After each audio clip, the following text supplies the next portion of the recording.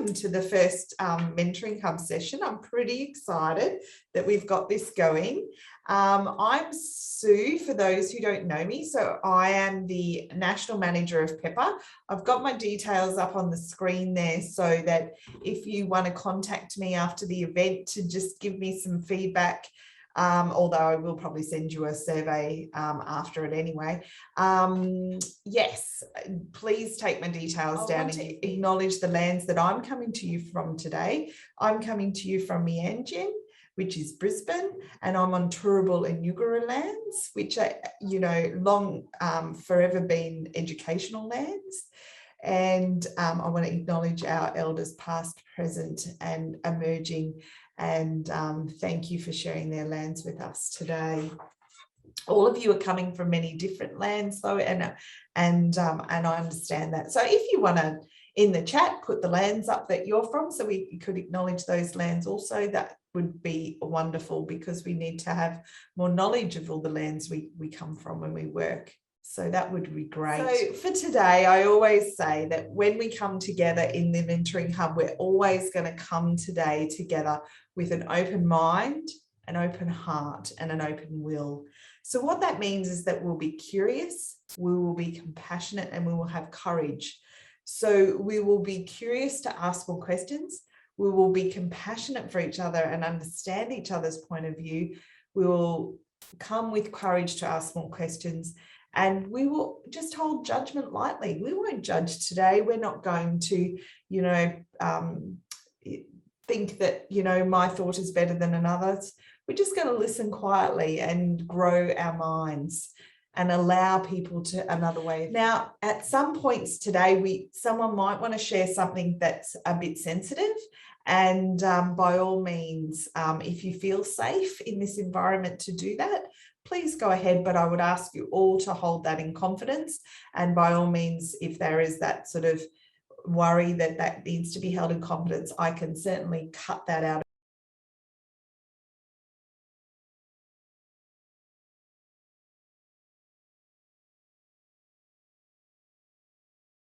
I like that definition. I thought that was a fantastic definition as well. A very real and specific form of self-doubt.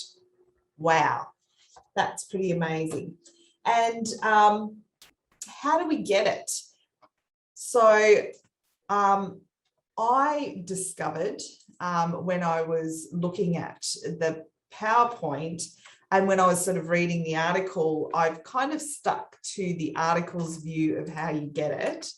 And these were all the references that I noticed when I read the article, and then I read the background documents from the reference list. You can see those. You've also read them for yourself as well.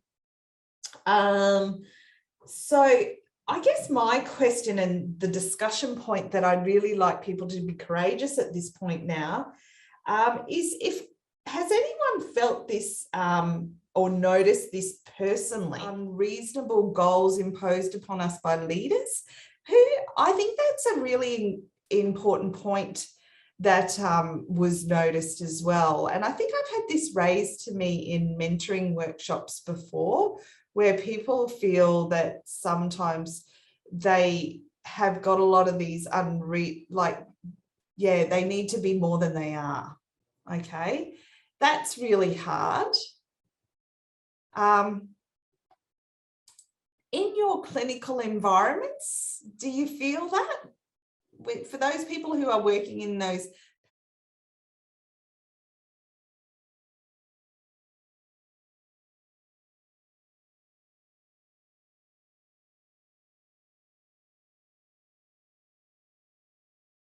what's going on here, why am I, it's a feeling of nervousness. Does anybody suffer that? Like it's that, and you get the red flush and, you don't feel like you're safe enough to speak. Yeah, it's that combination of things.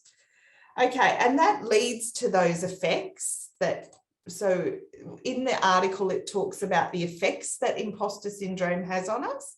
So when we have this thing, we have some professional paralysis, we have some decreased success, that loss of confidence, we get stuck, as we were talking about just before.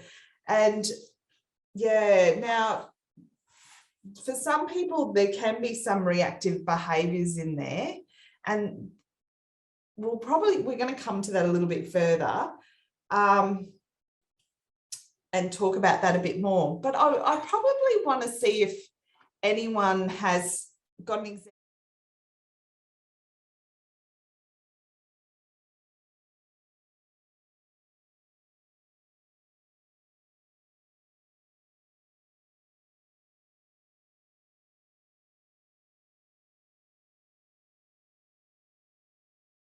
That's part of this busy imposter syndrome world that we're in as well, I think, is what sort of this article was trying to highlight as well. So I just want to get to that, that maladaptive reactive behaviour though, to talk about this is some of those things that you might see in people. So this was from the article as well, where it talked about some of the things you might see in people. So I just want to take a moment and a little bit of time to look at some of these. And I want you to think about in your mind, have you experienced some of these personally? So, you know, could you say that you've done some of these things? Or could you say you've seen them in others? That's probably where I'd want to check in with you as well. Have you seen them in others? So just take your time. I'm going to give you a few minutes. If you've got pen and paper and you want to sort of take some notes down and things like that at this point, this is a bit of a aggression, and it also can be passive aggression. Who's seen that? I have. I've seen that when I was in nursing back in the day. A lot of colleagues would get very when they got really busy and really intense, the ability to communicate constructively and politely, who you knew they were polite, lovely people, but when they got really stressed and pushed, they would, you know, fall to that passive aggressive place. And potentially, if you didn't just ask them if they were okay and, you know, check in and see if they were okay, it could lead them down a really bad path for the day. So this is, you know, and I know that's stress, but it's because we're so busy and we've got so many expectations and we're trying to be the best to everybody. And because we don't feel that we're the best to everybody, this is where imposter syndrome comes in and undermines us. And so that's always my thing. If I see it in a colleague, I will just check in and ask them if they're okay. Who else has the confidence to do that? Some would be, yeah, some of you know. I mean, as mentors, you're probably a lot better at it than the general population. Sam's saying yes, she has the confidence to jump in and ask people if they're okay, if she's noticing some odd behaviours.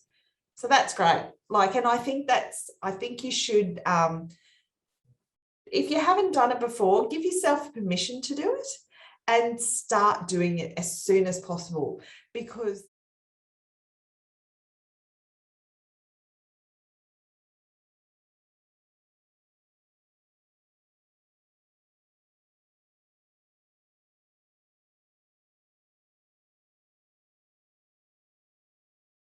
micromanagement. So this is in some organisations you might find, and it talked about it in the article on page 190 in particular, that concept of if the leader has the imposter syndrome, and you might see that micromanagement, which will lead to a poor performing team and a team that has high turnover of staff and people not willing to stay and dig in and get the job done. Has anybody worked in a team that might have suffered this?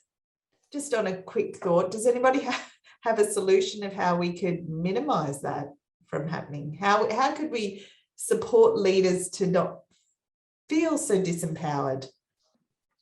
Anybody got a chat thought? Oh, Steph's got something.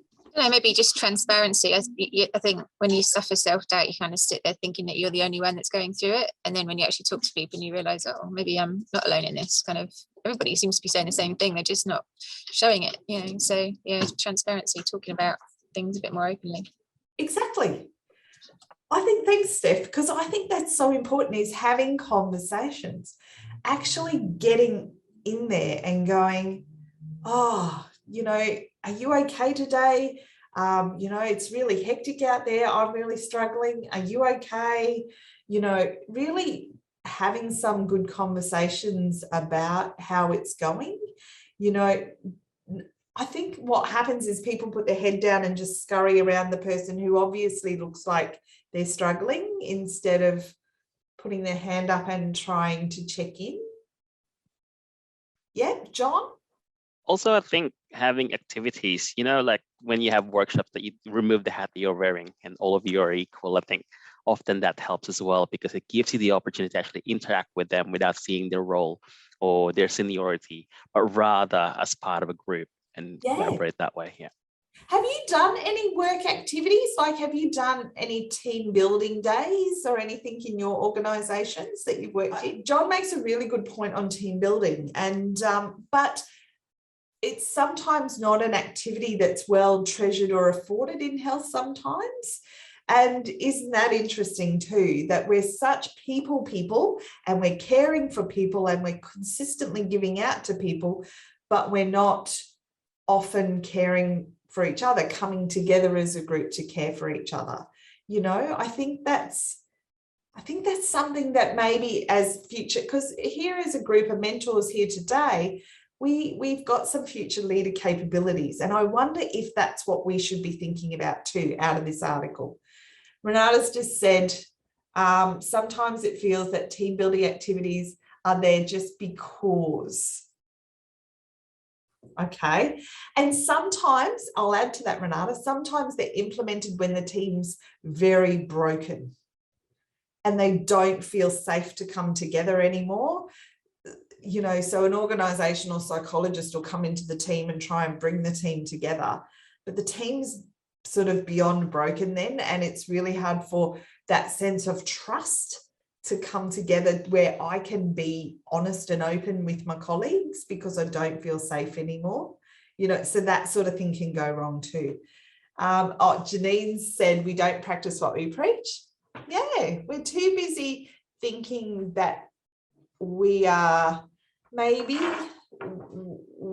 very good at what we do and we're so good at caring for others that we automatically care for ourselves. So what Sam's saying in her chat there is, you know, well, we've got to self-care. Yeah. But then the question of how good are we at self-care? Out of rating, I would like you to all rate yourself right now out of 100%. Okay, out of 100%. I want you to rate yourselves on the chat as how, if you gave your score out of 100, what would you give yourself about your self-care? Your social, emotional well-being. How do you look after yourself? And do you, Sue Gregory gives herself a 73.89. Great. It needs to be a culture within the organisation of self-care. Fabulous. There does. And that's why I was saying, John, it's so important that as an organisation, we pride ourselves on a team building session, that we come together and maybe have a dinner dinners when we can. We maybe create a space where, you know, once every 6 months we celebrate Christmas and decorate the building. You know, you can do Christmas in July, people. So why not, you know? Let's do Easter bonnet parades. Let's do crazy stuff, you know, I don't know, whatever fits your organisation, but let's do something where we can all laugh a little bit of each other and feel calm, you know. All right, I want to see what everyone's scores are. So Renata gives herself a 60 to 70%. Good job. Sam's maybe 40%, but learning, yes, that is really important. Narelle is an 80%. Oh, Narelle, that's pretty fantastic. John is a 49er. I'd have to be in there, I think, sometimes too, John. Steph, 65. Natalie, below 50. Can't wait for holidays. See, that is a thing, isn't it? We ebb and flow, don't we? We ebb and flow based on our circumstance. So sometimes we might be sitting up in the 90%ers because, you know, we've got flow in our lives. We are, you know, we're aligning with our values. We're aligning with our values. Everything is meeting our expectations. We are working really well with our colleagues and we're in flow. So we're sitting well up in the self-care because we're exercising. We're spiritually, you know, keeping intact with, you know, our gods or whoever we believe to be. Where, you know, our vibration is high, you know, and then at other times, because we might be coming up to holidays, we might not have been looking after ourselves as well. We maybe had a few too many big nights, you know, having a few too many wines or beers, you know, all of those things can chink our armor, you know, and it can be really hard. Oh, EAP. I love EAP, John. So in the Employment Assistance Program, do you know you can have 3 free visits a year? Has anyone, I typically use my 3 free visits a year. I'm not sure, does everybody get on board with that stuff? Oh, you do. I mean, you can use them if you've got problems, but I sometimes use them as my check-in service, like just as a bit of a, I feel like I'm traveling here, but I'm feeling that I could maybe get someone else's opinion about where to move here. And, you know, I feel like I'm a bit stuck on a point. So I'll go and check in with them just on those points. So if you don't know about your employee assistance program for your organization, check in and find out. And if you're not sure, they're always detached from your organization. So your organization, while aware that they're aligned with an employee assistance program, they will never know who's using it because that's the whole confidentiality agreement they have with the service. Okay, I know.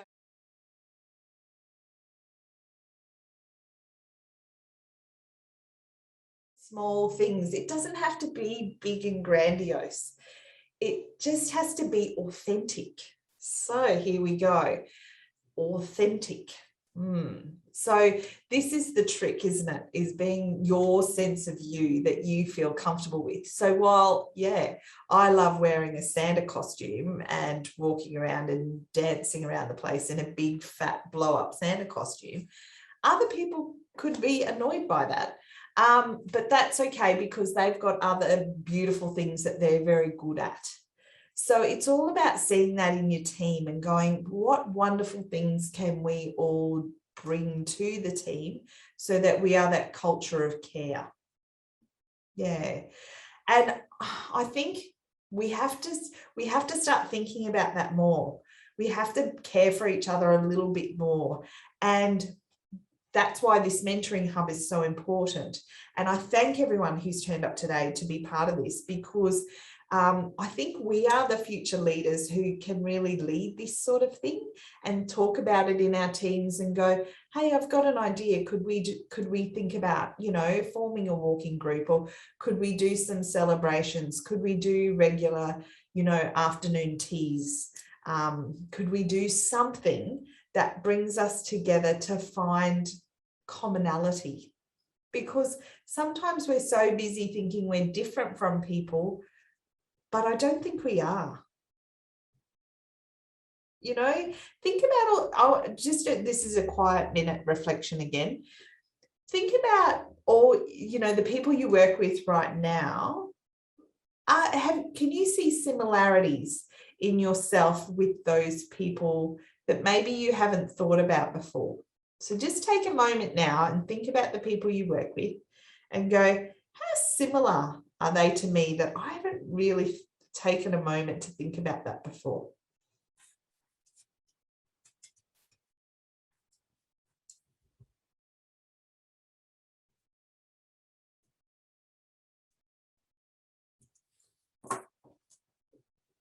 Okay, so we've had a little thought, have we? All right. So what are those things that make us similar to our colleagues that maybe we haven't had a conversation with them about before, that maybe we could change our relationship with them based on just that conversation of our similarities? Because similarities bond people. If you have got someone at your work that maybe you haven't really had a lot of conversations with, if you get to know them, you'll find that there is always a similarity that can create a common bond.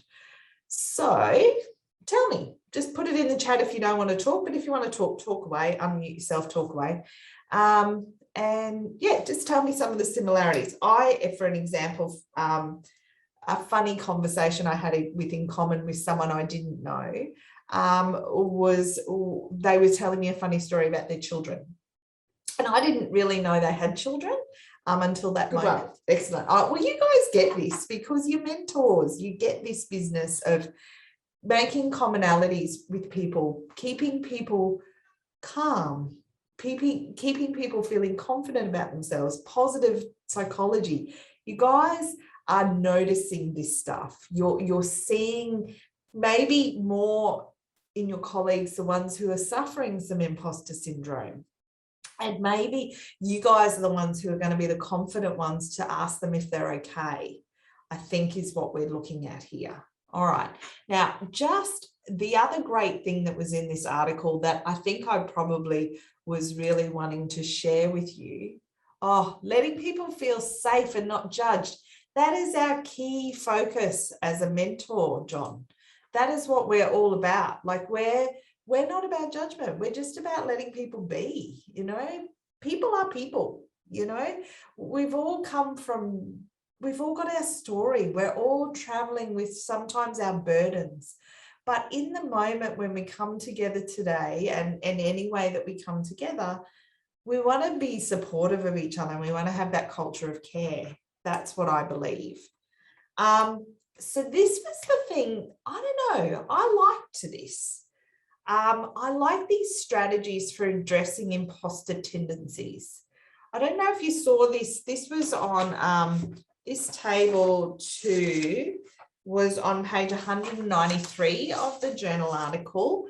And I don't know how you felt about it. And as always, love your opinion.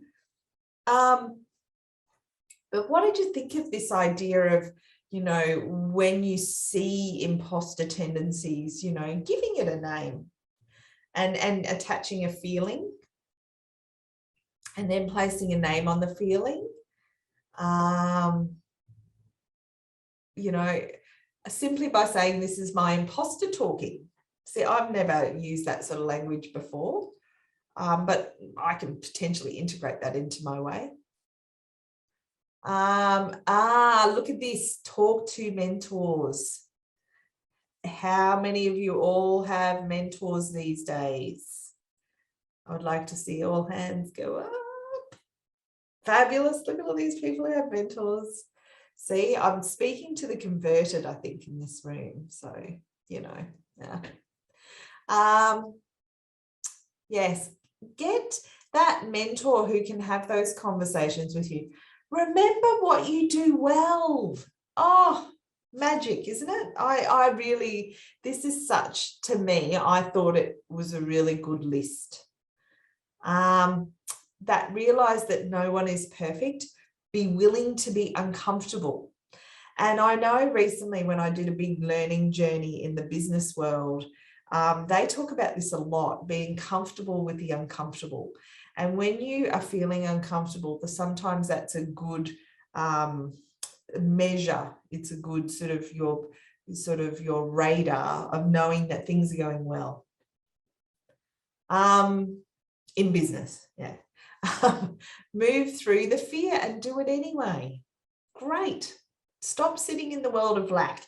You have so much abundance. You are here today, we've got some incredible people who are leaders who are really nurturing the next palliative care workforce to be amazing. So, thank you. And remember that you do that so well, Change your thinking. Oh, I know that's a toughie though, but that be aware of the negative self-talk. Very important, okay? Be mindful of that negative self-talk. And that's where I did that exercise with you where I said, you know, rate yourself on your percentages of, you know, like your self-care, because there is an activity that you can do, and which is important to do sometimes daily, where when we get to the end of a day, you know, if our day's been hard or our day's been good, it doesn't really matter. But when you get to an end of a day, rate yourself. How much of the day was positive and how much of the day was negative? And if you get to that end of the day and you've had a day sitting at maybe, you know, 40 to 60% in the negative, why? Why did your day sit so much in the negative? You know, what do you need to reflect on to look at that a little bit better? Okay.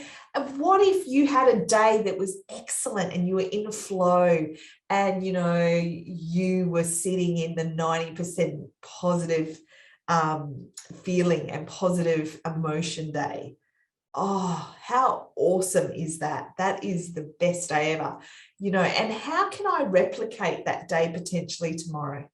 How can I make sure that that day keeps that feeling, that sense of wellness keeps moving forward? Okay, so that's what this is really. So this is all about thinking, checking in on your thinking every day. Okay, keep learning. Now, Narelle's on this today because she's on a learning day, which I love that you've had a learning day today, Narelle. So great. Keep learning. Always keep yourself open to new information, John. So when people give you suggestions, keep yourself open, always. And just do it. Isn't that amazing? And so they talk about here, getting comfortable with being uncomfortable, and take a deep breath and mindfully work through your concerns. Mindfully working through your concerns in a positive state, you know, not in that negative, frantic, anxious state either. Just in that positive place is really important. And Jack Canfield is actually a really powerful leader and mentor. He writes a lot of good things. And I've just put that YouTube clip there if you wanted to, you know, squizzle that down. I'll send this out to everyone who's attended today after the session, and you can have that link. But the big thing in life is that we only have 3 things in our control. And that is the thoughts we think. So don't waste them all on the negative thinking. If we can control the thoughts we think, then shouldn't we just make sure that it's mostly positive, that mostly it's nurturing, that mostly it's encouraging? Yeah. And what we visualize, so what we see for ourselves, that is what we control as well. Other people, how we think other people see us, that doesn't matter. How we see ourselves is vital. So do we see ourselves as strong and empowered people? Because a lot of other people see us that way. That's why we're mentors, because people come to us and they say, I want to know what you know. Tell me more about what you know. So they're coming, so they see us as leaders and mentors and powerful people. Are we seeing ourselves like that? Are we really respecting how, you know, we see ourselves? And then the actions we take. Are we taking action that helps us? Are we taking actions of strong people? Are we taking the actions of the future leaders that we are? Okay, that's the 3 things that, you know, you've really got to think about in your life. You know, are you doing the things that you want to do? And then that's just my thinking. When I think about things, I just go, so be positive and allow the positive to guide you, and leave the negative people with their thoughts and feelings. They are theirs. So that's really a key that's very important. People, when they want to be negative and sit in the negative, that's for them to do. We don't have to buy in, and we don't have to become part of that. Okay, so don't make them yours. If people want to be negative, leave it with them. Okay, that's what I always have to, and I remind myself of that on a daily basis, because I still want to get caught up in the negative often. So I'm still in a constant reminding phase of myself, because I'm still in evolution as well. Okay. All right. So I'm going to stop sharing there.